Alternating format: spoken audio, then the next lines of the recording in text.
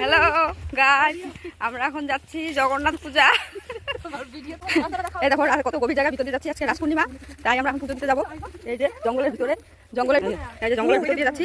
গ্রামে মন্দির ওই যে ওখানে পুজো হচ্ছে, জঙ্গলের ভিতরে অনেক লোকজন এসে পূজা হচ্ছে। এই দেখো প্রসাদ নিয়ে যাচ্ছে জগন্নাথপুরের, জল ছিটে ছিটে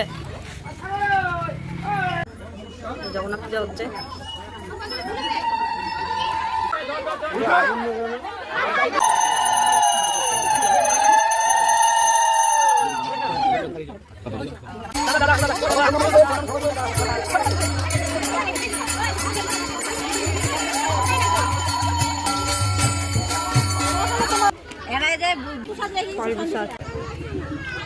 টুনটুনকে এদিকে দে,